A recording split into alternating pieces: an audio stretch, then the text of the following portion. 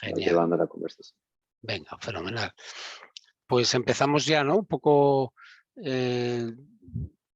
comentando el motivo, el cuarto programa, quinto programa de Manigua, que hoy tenemos una invitada muy especial, española, Adela Horcajada, que está en Euskadi, en Bilbao, en una comarca que se llama Encartaciones, que luego hablaremos y la pondremos en el mapa.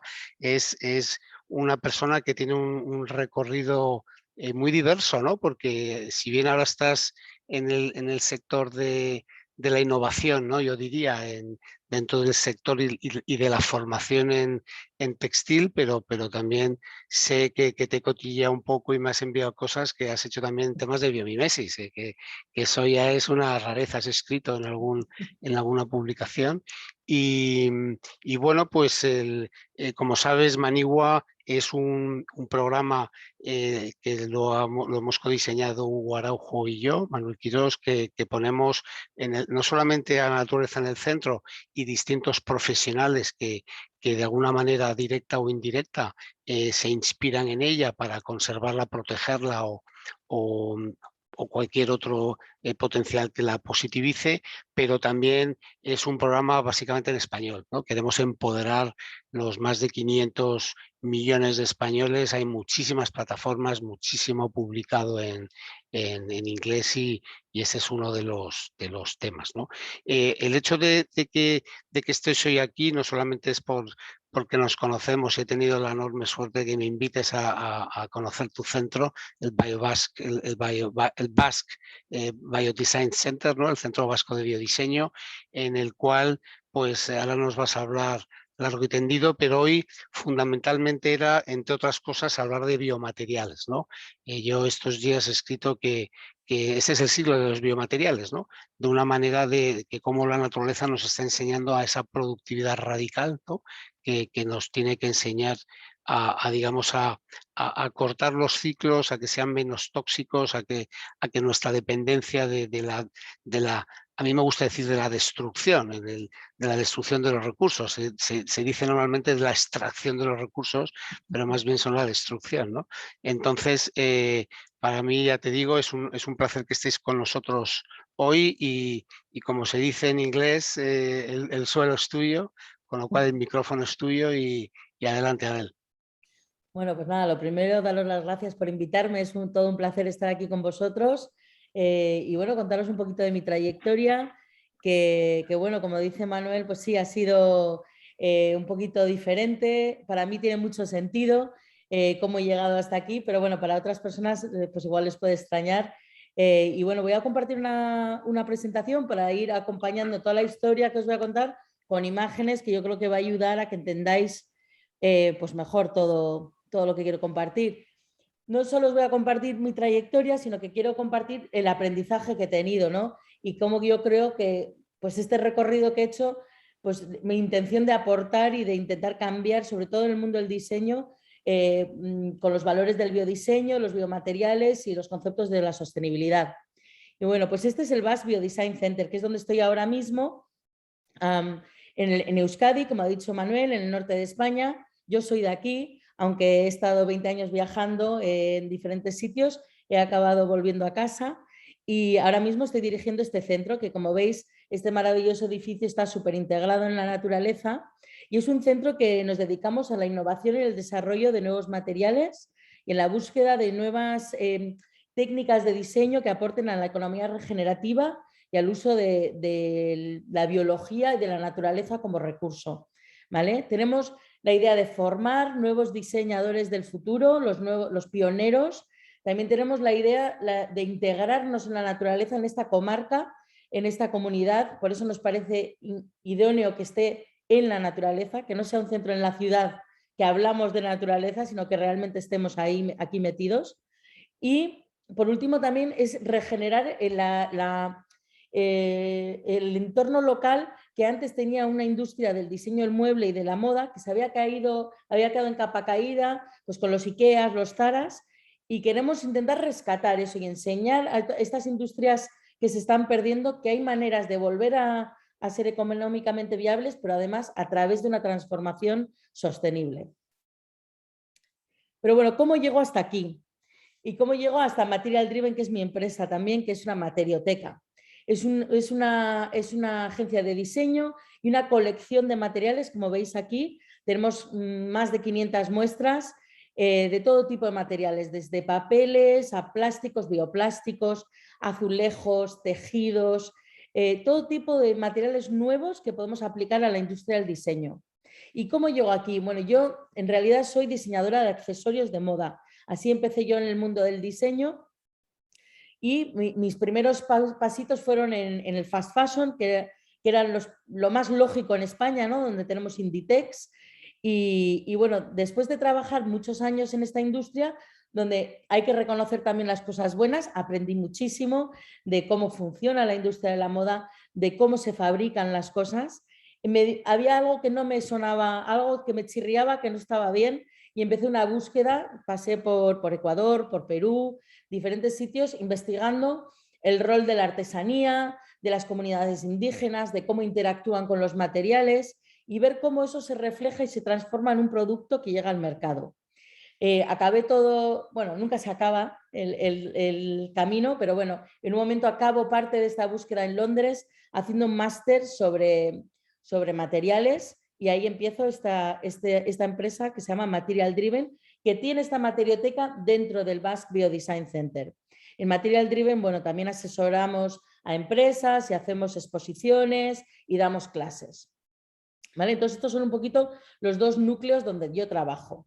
¿Y qué tipo de cosas enseño o qué tipo de cosas intento difundir? Bueno, pues os voy a explicar ahora.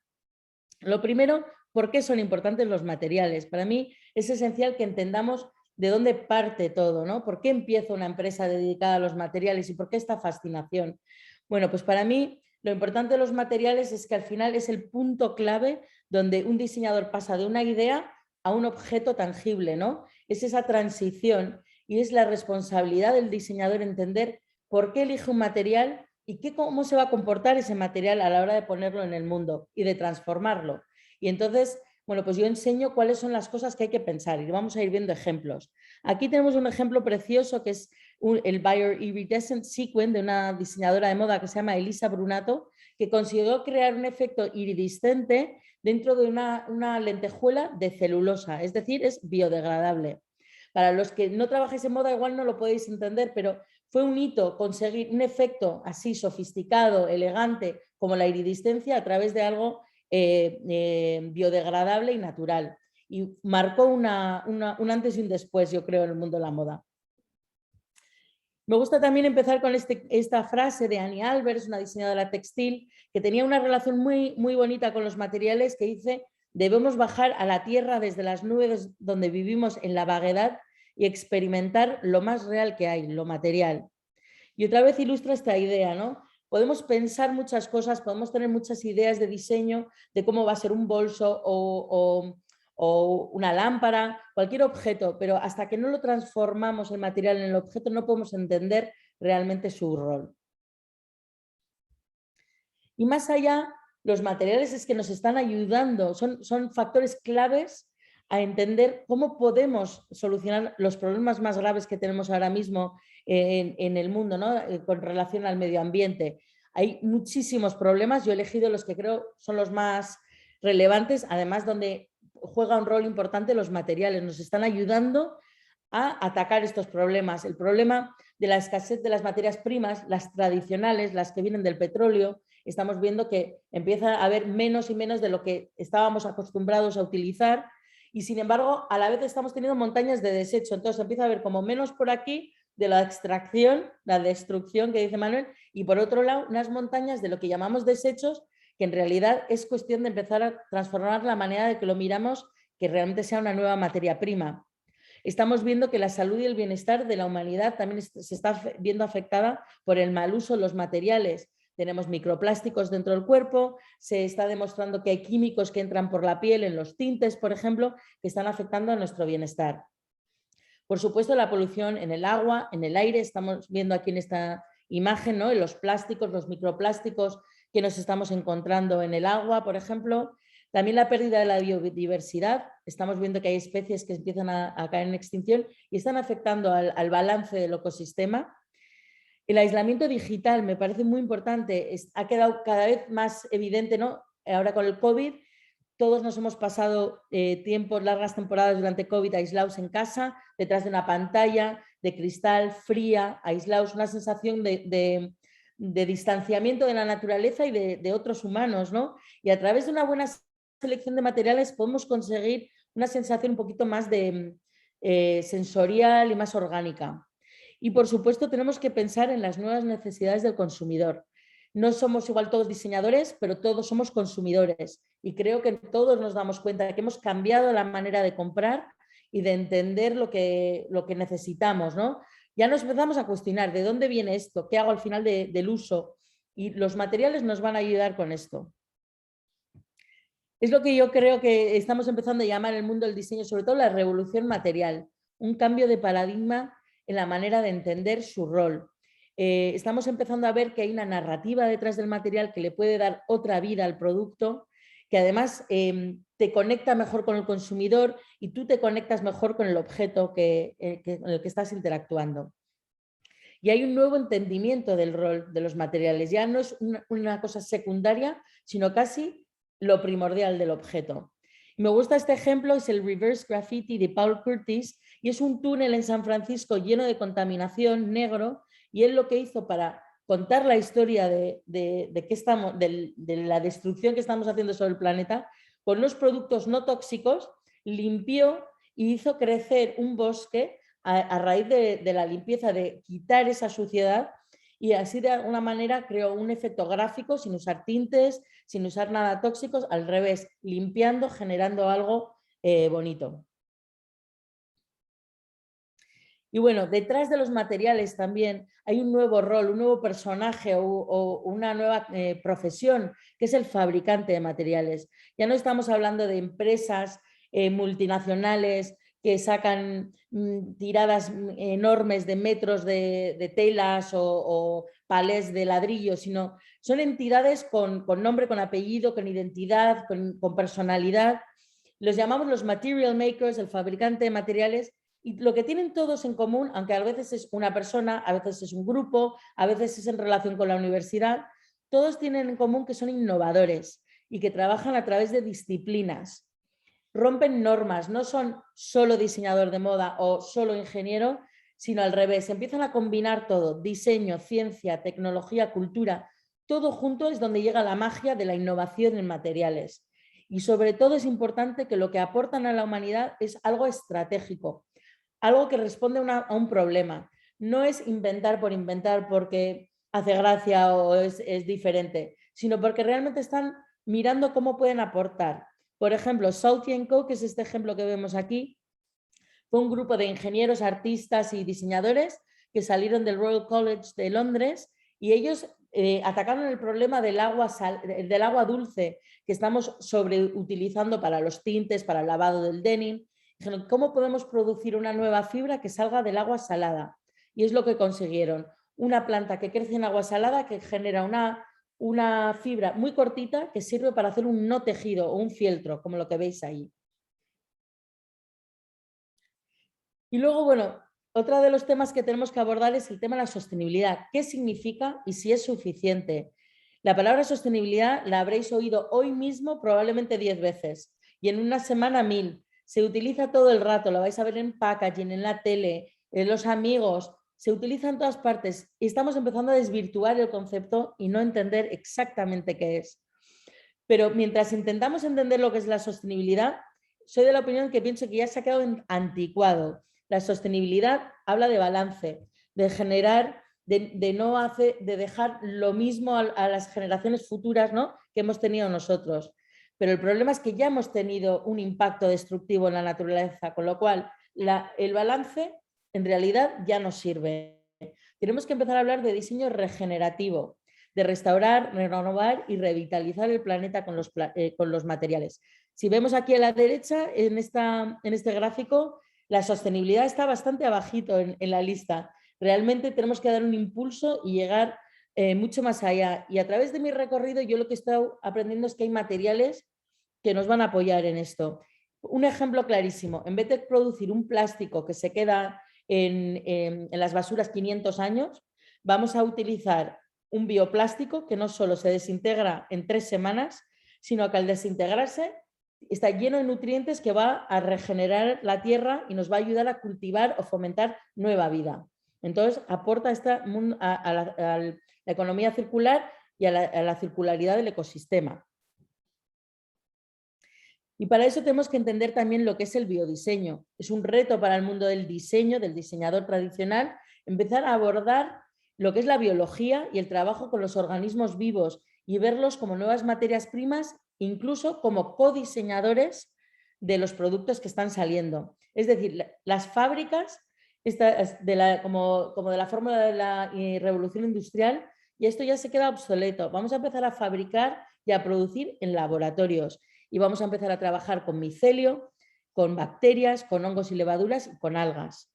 Para el que igual no lo conoce, el micelio es la raíz del hongo. Es como si fuera crece alrededor de diferentes substratos y es un material muy versátil que veremos ejemplos más adelante, ¿vale? Pero lo importante es entender que ahora ya empezamos a diseñar de otras maneras. Y eso también resulta en nuevos tipos de materiales. Vamos a oír cada vez más el biomaterial, el biocompuesto, la biofabricación y la biosintética.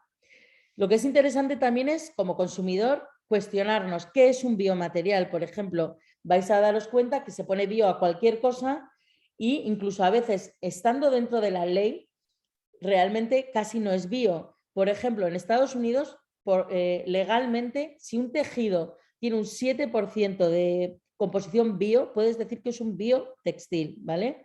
Y solamente un 7% es bio. Con lo cual, bueno, estamos en un momento de afianzar estos términos y de realmente cuestionarlos.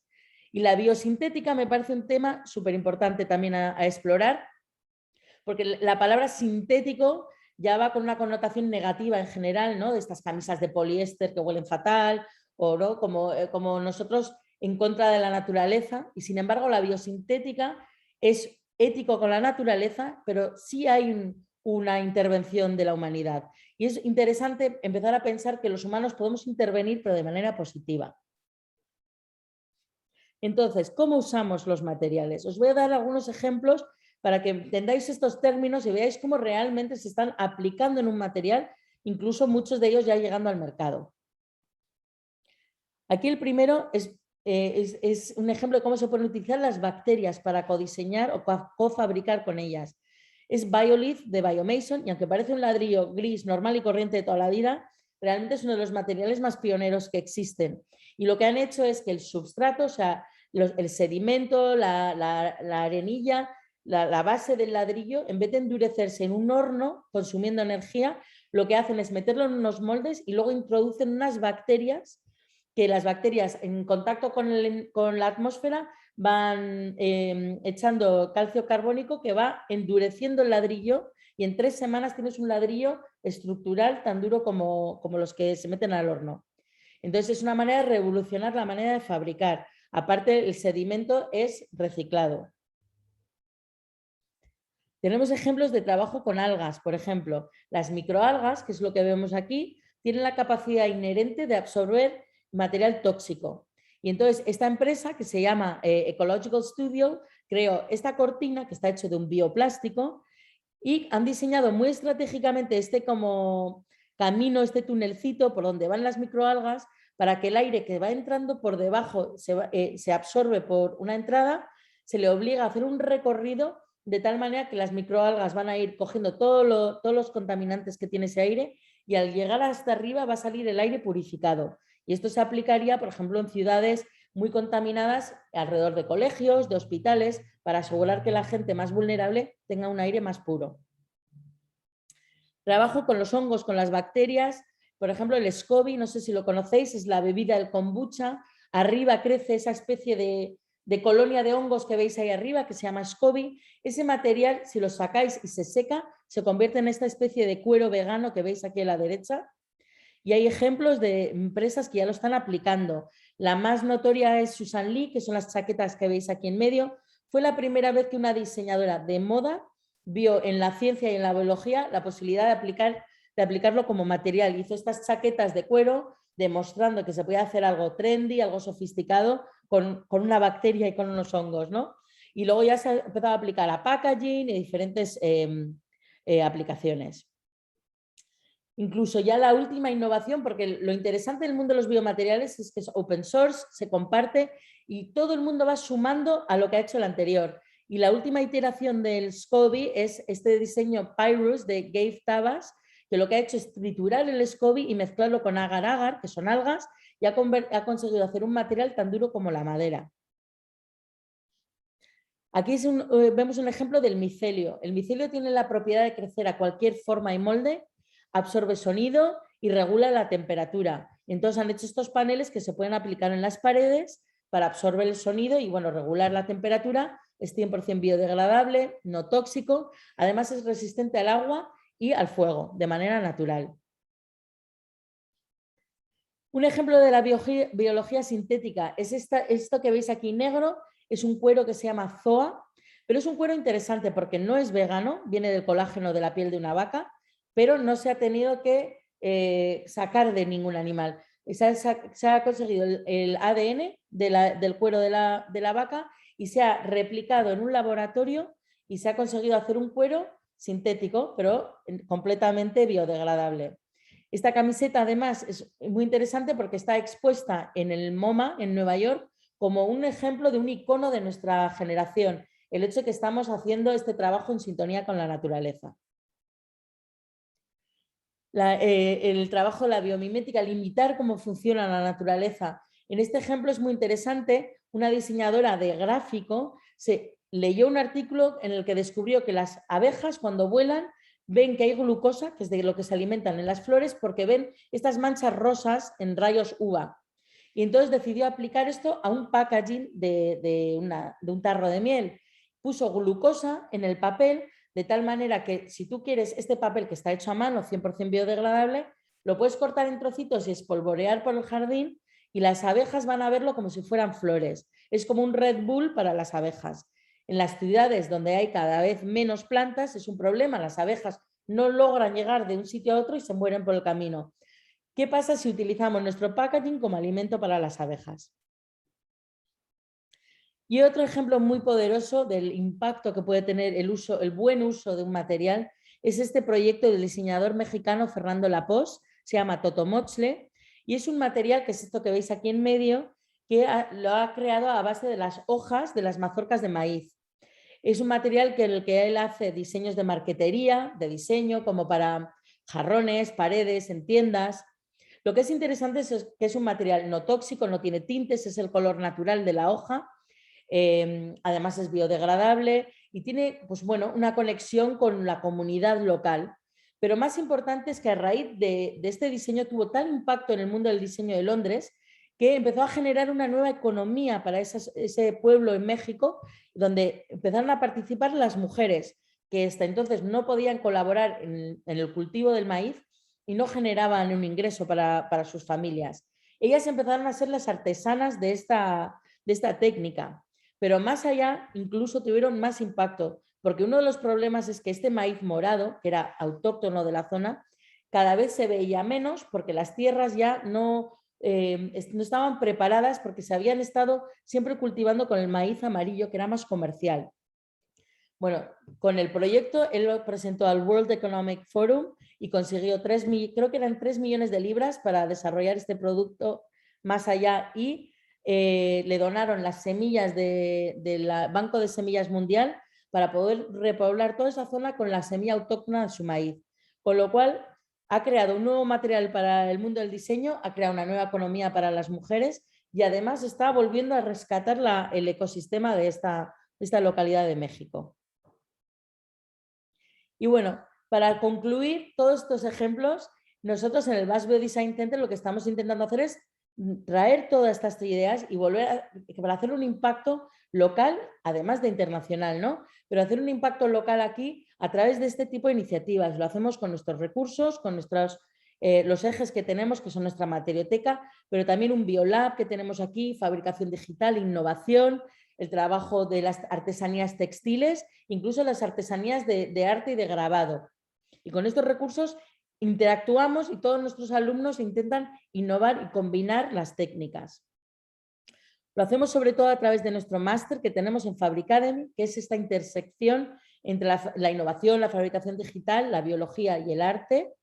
Y aquí podemos ver algunos ejemplos de lo que van saliendo de nuestro centro. Un bioplástico con los desperdicios de naranja del restaurante de enfrente, tintes naturales con plantas de aquí, micelio que cultivamos con desperdicios también de la agricultura, fabricación digital en cerámica, donde estamos desarrollando una arcilla con la tierra de aquí, incluso bueno, la impresión digital sobre textil. Y estas son algunas de las innovaciones que esperemos que en los años que vengan pues lleguen al mercado. Y bueno, pues aquí tenemos ejemplos de exposiciones que hacemos, de nuestros Instagram, donde contamos un poquito lo que hacemos. Y para concluir, simplemente una frase que a mí me parece muy poderosa, sobre todo para los diseñadores: everything you make returns to the earth as food or poison. Hay que tenerlo en cuenta cada vez que diseñemos algo. Muchas gracias.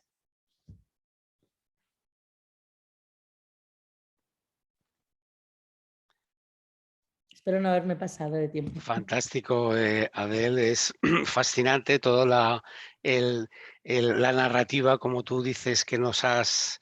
Yo tengo 1000 preguntas, pero por respeto a la audiencia y a Hugo también, pues empezaré por la primera, ¿no? Em, eh, es verdad que hay una open source, como tú has dicho, recursos abiertos y colaborativos, ¿no? Pero también como biólogo y bueno, llevo trabajando ya mucho tiempo en esto, también veo que hay una cierta opacidad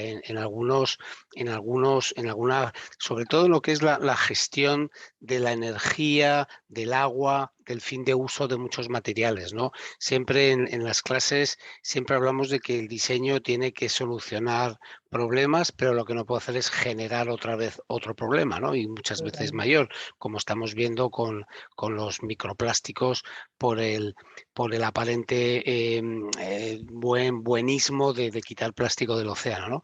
¿Qué hay detrás de esto? ¿Tú ves que hay una cierta tendencia a que hay unos registros personalizados? ¿No hay una normativa todavía que lo obligue? ¿Qué opinas tú qué sabes Pues de esto? sí, a ver, has dado en el clavo, ¿no? Esto es todo muy bonito, todo lo que cuento. Está claro que me he enfocado en la parte más positiva, pero es verdad que es un mundo donde hay mucho greenwashing, está clarísimo, donde lo que hablamos, ¿no? Se utiliza bio, dices que usas desechos, pero no cuentas que igual los desechos les traes de la otra punta del mundo. Bueno, es muy importante que esto se empiece a regularizar y que se empiece a pedir responsabilidades. Empieza a haber certificados que de manera voluntaria, que proveedores de materiales pueden voluntariamente certificar su material, se llama Declare, uno de ellos, y ahí pone exactamente no solo los ingredientes o los materiales que van dentro, sino dónde se ha fabricado, cuál es el fin de vida, incluso como con la comida, que si tiene mucho azúcar le ponen como en rojo para que veas, pueden Un marcar, semáforo, ¿no? eso es, marcan pues que usan demasiada energía o que viene de lejos. Es verdad, son muchos problemas para atacar de golpe.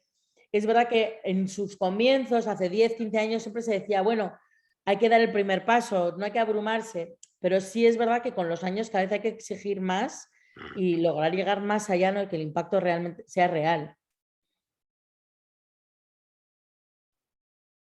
Adel, muchísimas gracias por tu presentación.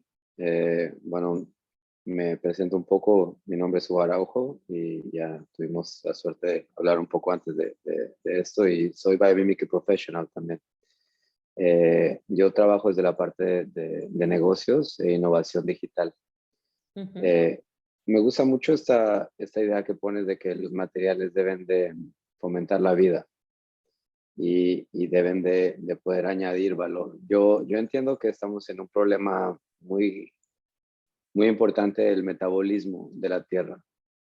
Es decir, no estoy seguro, bueno, cuando entiendo metabolismo es como este proceso que autorregula un sistema vivo, donde lo mantiene en el balance adecuado. Nosotros estamos rompiendo las características que hay en el planeta y eso probablemente empujará a un metabolismo diferente o a que se reajuste el metabolismo de una otra manera. Cuando pienso en el metabolismo, pienso en en dos elementos centrales completamente, y creo que eso es lo que me gusta de lo que dices.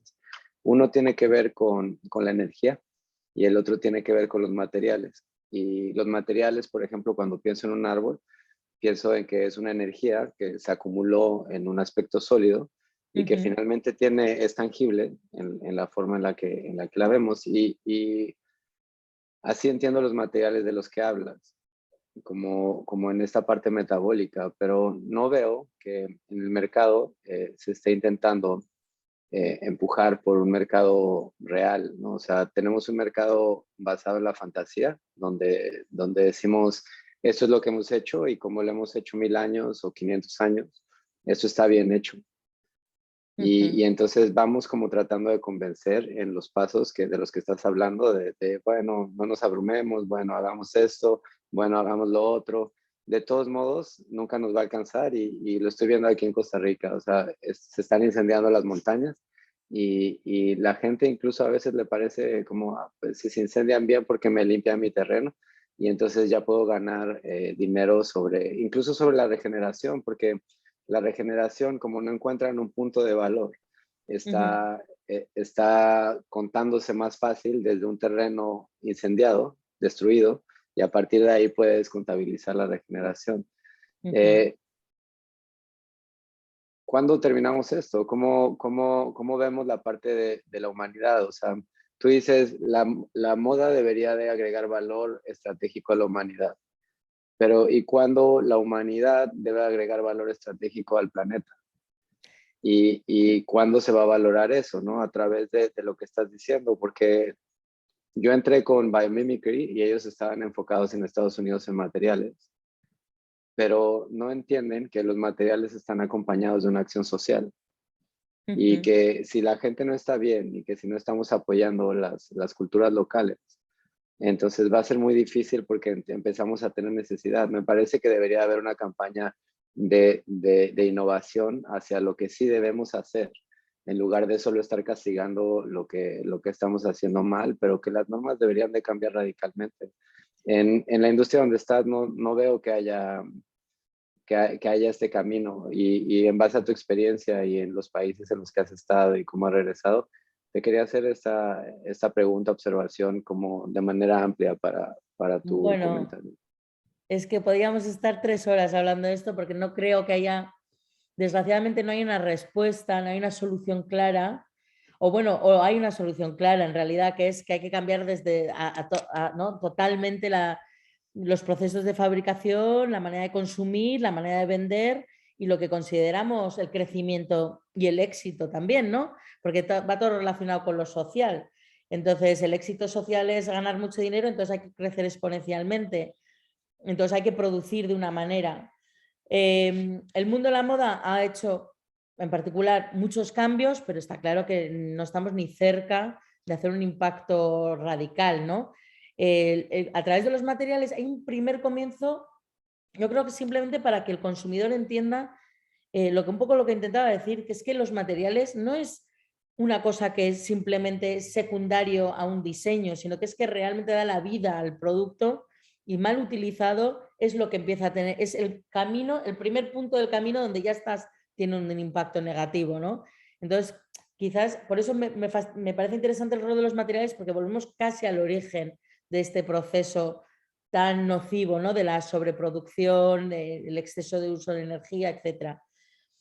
Pero en el Biodesign Center Sí. están haciendo este cambio radical de origen o siguen enseñando como que debemos ir generando parches y que las cosas están bien. O sea, ¿cuál es esta propuesta radical? El material es muy bonito, Sí. pero A ver, nosotros ¿dónde en el lo Basque Design aterrizan? Center sí que, como lo que decía del open source, todos parten en Fabricademy de lo aprendido de los alumnos de Fabricademy de los años anteriores, con lo cual cada año es más importante que superen. Y es un microcosmos, son 5 alumnos, en el mundo hay como 80, no es un reflejo de la realidad, pero es un comienzo. Sí que les exigimos que ya no pueden simplemente inventarse un bioplástico con desperdicio de zanahoria, sino que tienen que demostrar que han utilizado la zanahoria porque tiene un impacto real, que no es la zanahoria porque es lo primero que he encontrado en una receta online, sino que han hecho un estudio. Pues bueno, pues una de nuestras alumnas está trabajando con la arcilla local que hay en estos terrenos, que está contaminado, que no se puede usar para la agricultura. Ella lo coge, lo limpia, lo filtra, está haciendo todo un estudio de los colores, cómo refleja la comunidad de aquí, y luego más allá está generando una herramienta, una impresora 3D DIY, para que en un futuro especulativo pudieras fabricarte tus tazones y tus jarrones en tu casa con tu tierra. Entonces, ¿cuál es el problema? La viabilidad comercial ahora mismo.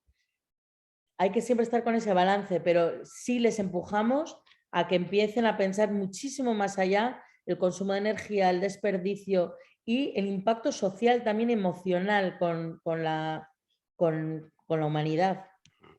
Yo creo que tenéis la materioteca que tenéis, que he tenido la posibilidad de verla y tocarla y verla, es un diamante en bruto.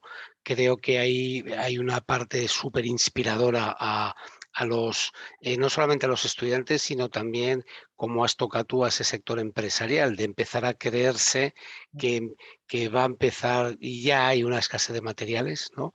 Y eso realmente es algo que, bueno, pues como siempre decimos, ¿no? La cultura de la sostenibilidad la estamos creando, ¿no? Entonces, al hilo de esto, con ese potencial enorme, y como tú has comentado, ¿no? Que la zona de Encartaciones tiene ese sector del textil y del inmobiliario. ¿Cómo está? Siguiendo un poco las palabras de Hugo, ¿no? Ahora para los que no sean españoles, hay un gran proyecto europeo ahora, ¿no? Con el Green New Deal y con los Next Generation Plan, que viene mucho dinero precisamente para ayudar a esa transición, ¿no? ¿Cómo en un centro tan estéticamente atractivo como es el propio centro, ¿no? Que lo llaman el Guggenheim, ¿no? El El Guggenheim rural, ¿no? Guggenheim. ¿Eh? El Guggenheim. El Bueno, el Guggenheim. pueblo se llama Güeñes y nos parecemos al Guggenheim de Bilbao. Ya. ¿Cómo están avanzadas digamos, esa parte?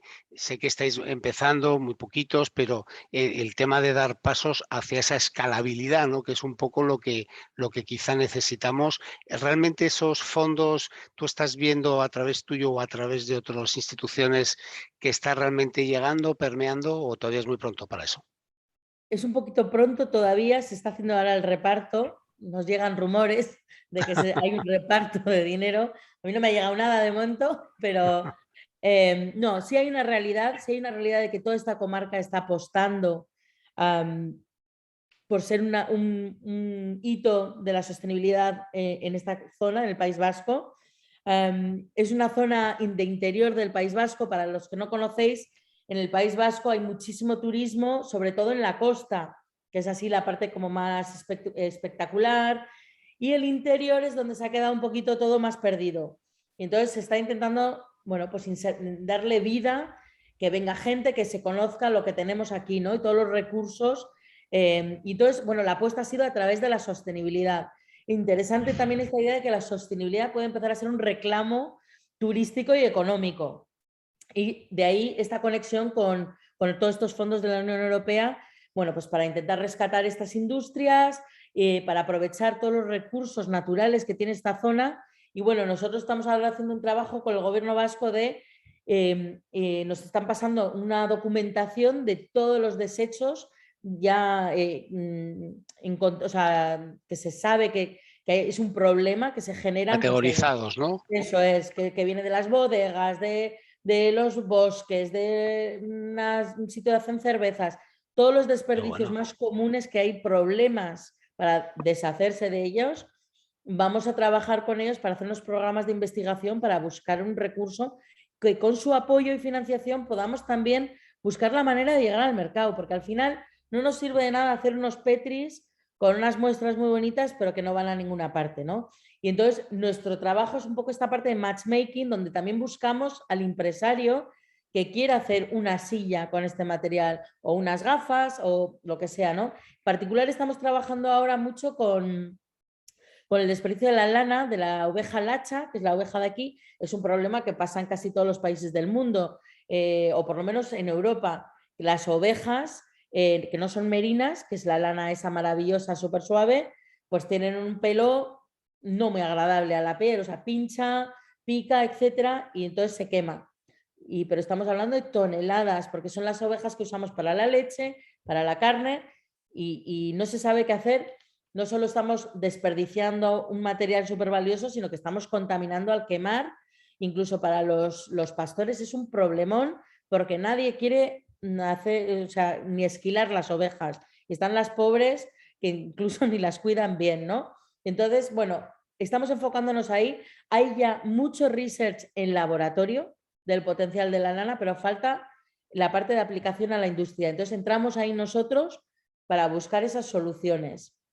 Pero bueno, es un largo camino, no voy a decir que no, porque esta comarca sí, a nivel institucional queremos apostar por sostenibilidad, pero la lonja de aquí enfrente, que es privada, la acaban de alquilar a unos muebles horribles tipo de estos fast fashion, pero en muebles. Hay todavía mucho que hacer en la transición y de difundir, de comunicar, de explicar que realmente también, si se hacen bien las cosas, se puede ganar dinero haciendo las cosas bien. Al final ganamos todos, sobre todo el planeta, claro.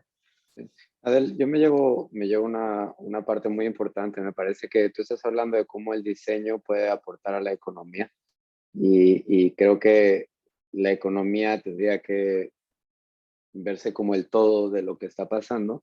Por ejemplo, aquí en Costa Rica también estamos trabajando con las municipalidades y el primer approach, el primer acercamiento es, bueno, ¿y qué les sobra que no quieren? Entonces, de eso que no quieren, que en la naturaleza no existe de la basura, es Claro. más como nuestra propia invención cultural y cómo reinsertar los materiales devolviéndonos una solución a los problemas que existen en la localidad. O sea, como a veces nos vamos a algo muy global y a algo un poco más fancy, pero Sí. realmente lo que necesitamos, y a eso me refería con la parte social, es si yo soy biomimicry y estoy en Montana, pues en Montana tendría que estar aportando lo suficiente en lugar de solo en lo global. Si estoy en Costa Rica, pues aquí lo tengo que hacer. Si voy a Bélgica, allá lo tengo que hacer. Y creo que otra de las posibilidades que hemos visto aquí es esa interacción entre diferentes carreras. O sea, se necesita también, por ejemplo, que los economistas de tal universidad puedan tener acceso a los procesos de diseño para que dejemos de funcionar de manera aislada, que me parece que es de lo que hablas. Entonces, me encanta ver que tienes este approach y que nos estamos moviendo. No estás sola, no eres la primera, no eres la última. O sea, supongo que hay muchas generaciones también detrás de nosotros que lo han hecho. Pero sí me parece un momento crucial para poder aprovechar las oportunidades existentes en la realidad que te rodea y sobre eso generar nuevos negocios, ¿no? Que creo que lo podemos hacer mejor de lo que ves. O sea, si todo es destructivo, si todo es degenerativo, pues ser regenerativo debería ser un plus. Ahora, sí. para el programa, vamos a empezar a abrir los micrófonos, solo como housekeeping. Vamos a empezar a abrir los micrófonos para las preguntas que tengan los demás. Creo que ha sido muy interesante y ahí vamos intercalando lo que vayan diciendo.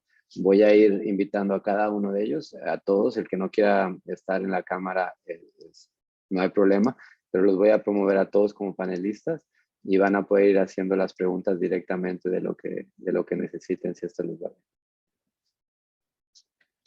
¿Hay alguien que tenga alguna pregunta que la quiera expresar directamente?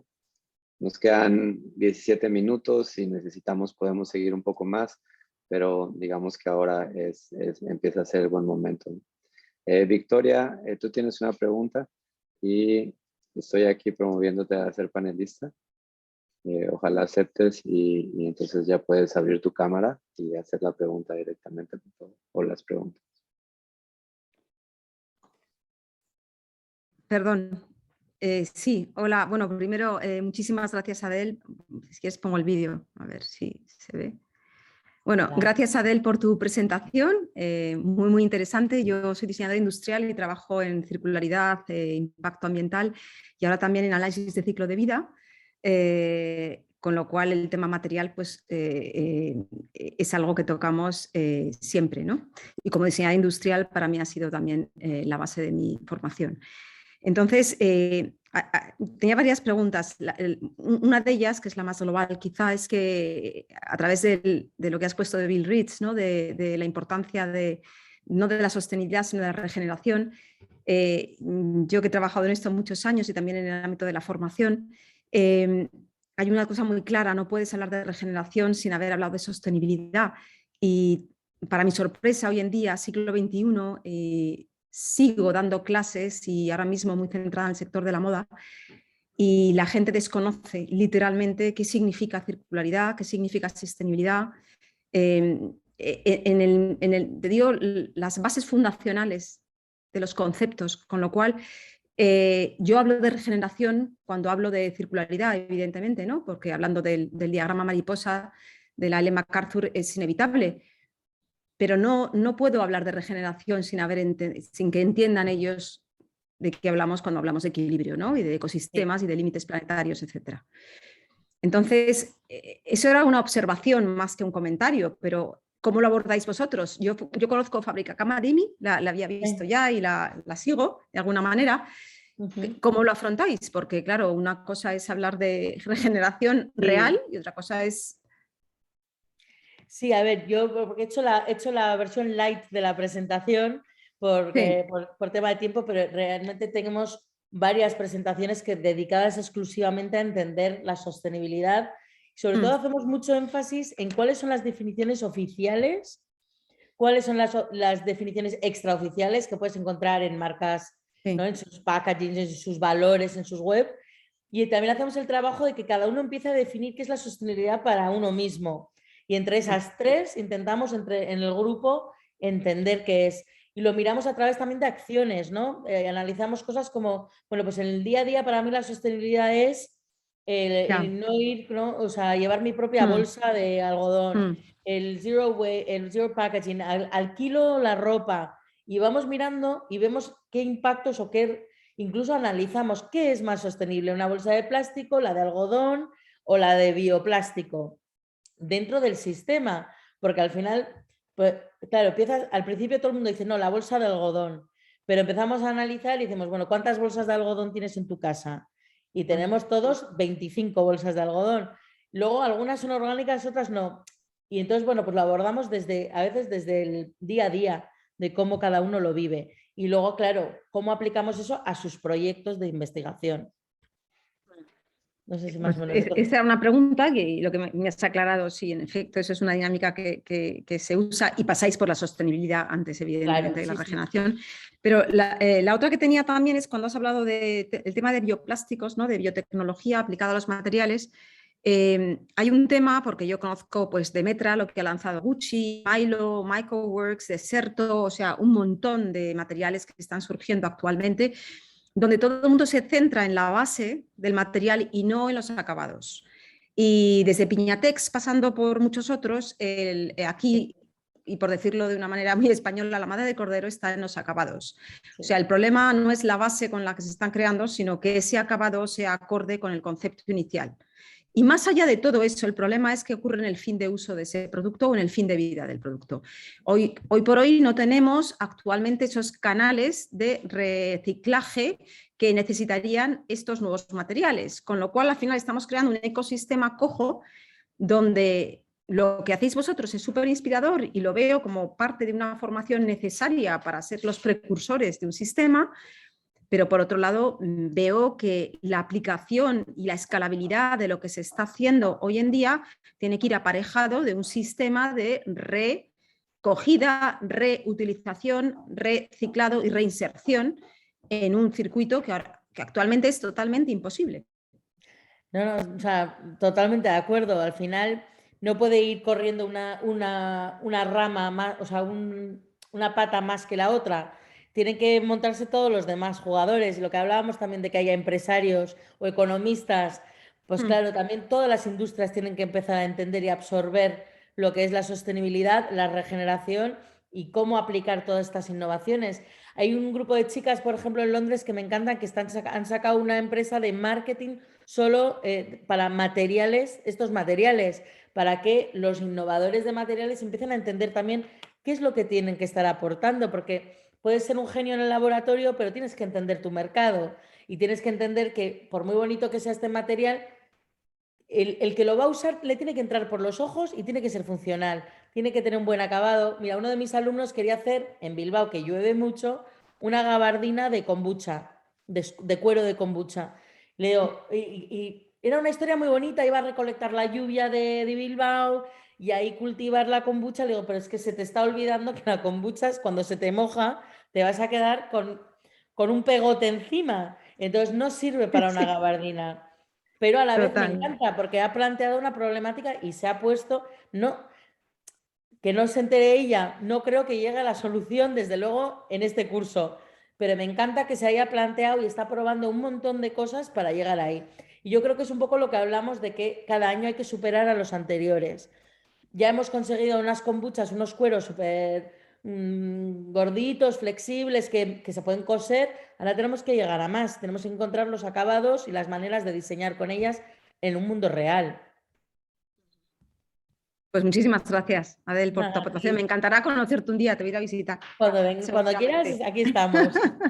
Victoria, me parece Encantada. también que algo que presentó Adel es ese gradiente que tiene que va de sustentabilidad a, bueno, de degenerativo, como lo entiendo yo, a regenerativo. Y a nosotros nos está sirviendo en Costa Rica, en las comunidades, poder exponer este gradiente directamente y que la gente lo autodefina. O sea, ¿qué es para ti ser regenerativo? ¿Qué es para ti ser sustentable? Y entonces salen cosas muy interesantes porque si bien entiendo que manejar los conceptos es fundamental y es parte de lo que hacemos en la universidad, eso es como top-down approach, ¿no? O sea, les estamos enseñando cómo tienen que pensar. Y si les damos como las alternativas de que sean sus propios pensamientos, estamos viendo mucho mejores resultados de conceptuales incluso. Por ejemplo, personas que no tienen educación más allá de primaria, nos están diciendo que la regeneración para ellos es darle energía a la tierra, que es lo que está diciendo de revitalizar.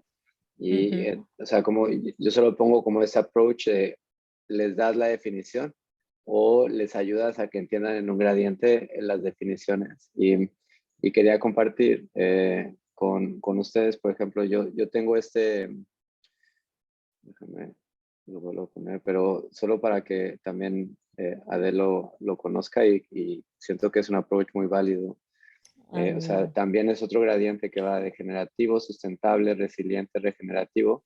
Y en el caso de la regeneración, cuando se juntan los parches de regeneración que tienes ecosistemas que fueron destruidos, los vas juntando, hay un efecto cascada que genera abundancia. A mí me parece que deberíamos de estar buscando una meta clara de abundancia, pero que debemos de entender que sustentable no es suficiente, pero sí entender de qué se trata el gradiente. Y solo intento añadir al punto de vista que tienes, porque me parece que lo que presentó Adel está tocando el clavo de la emergencia, de la self-emergence del conocimiento. Me gusta lo de la abundancia. Si te parece bien, voy a añadir eso a mi la Por favor, siguiente level. totalmente, claro, claro. No sé si hay más preguntas. Creo que tenemos a Belén. Belén, ¿qué tal?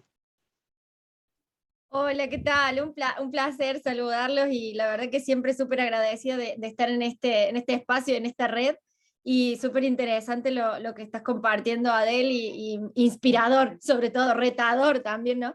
Bueno, yo soy Beli y trabajo en una fundación que trabajamos por la reactivación del medio rural y además tenemos una agencia de comunicación que intenta ser bioinspirada, ¿no? Está explorando desde ese lado.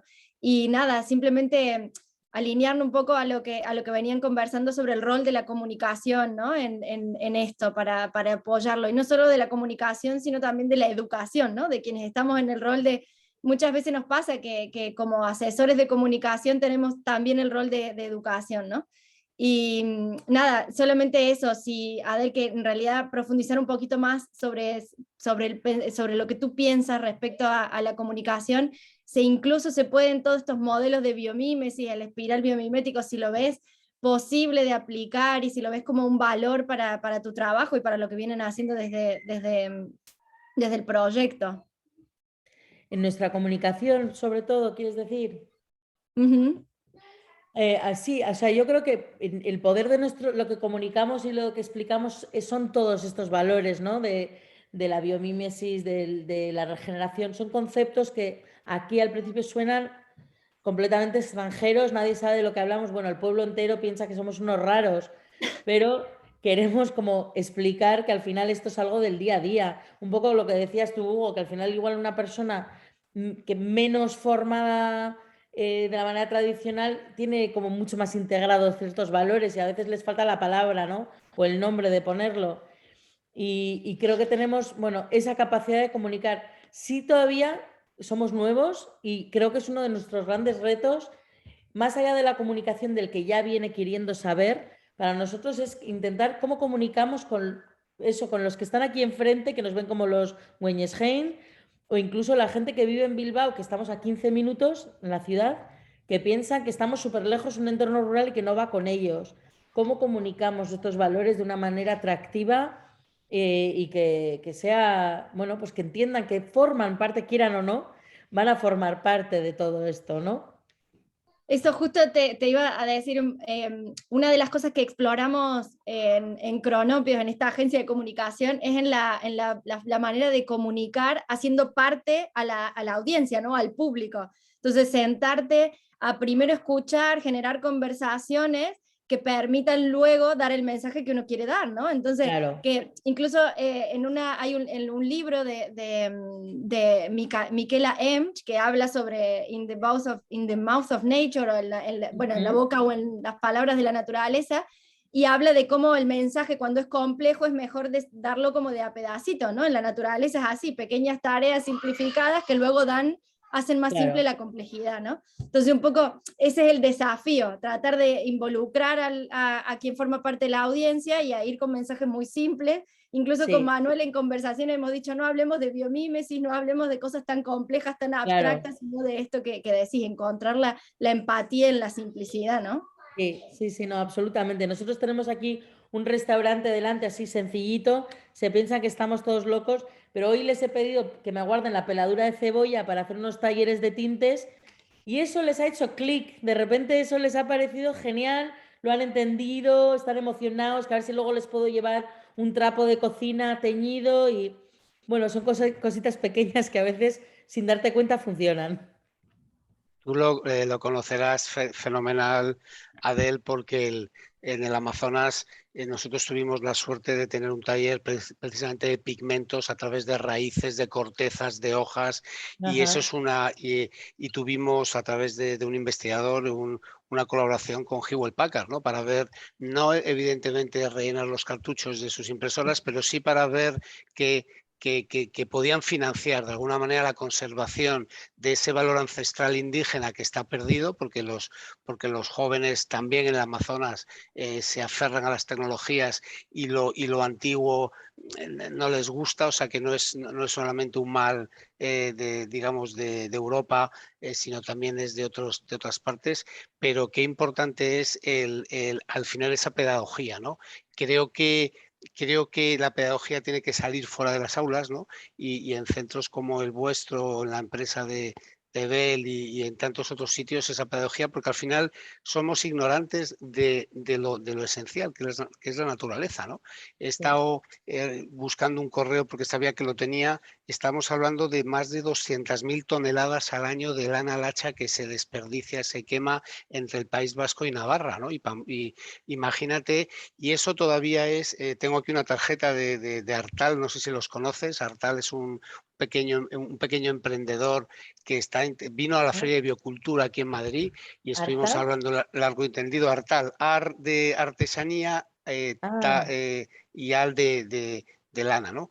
Y entonces, pues hablaba de eso, ¿no? De cómo él estaba intentando hablar con distintos centros de innovación de Navarra, ¿no? Y que se chocaba con la administración, ¿no? Entonces necesitamos de un nuevo discurso, de una nueva generación de gente que entienda que no puede ser, porque es pero no solamente el valor valioso de este mal llamado residuo, sino que que se regenera a través de la ganadería extensiva de este grupo de ovejas y de otros, con lo cual se empodera la economía local, se fija población, y eso forma parte también de la sostenibilidad, porque la España vaciada, que es un término terrible, al final, ¿no? ¿Y esto cómo lo estáis viendo, esa conexión entre empresa, administración? Bueno, pues esto es un poco lo que contaba, que estamos ahora en eso, ¿no? Conseguir ese apoyo institucional de la administración para que crean en el rol que podemos aportar, porque ellos al principio nos dicen, pero si ya hemos experimentado, ya sabemos lo que se puede hacer con la lana. Se puede hacer esto, y luego ya, pero no hay ninguna empresa que lo haga. Uy, porque es que eso es muy complicado. Y es como, bueno, ya, pero nosotros podemos intentar hacer eso.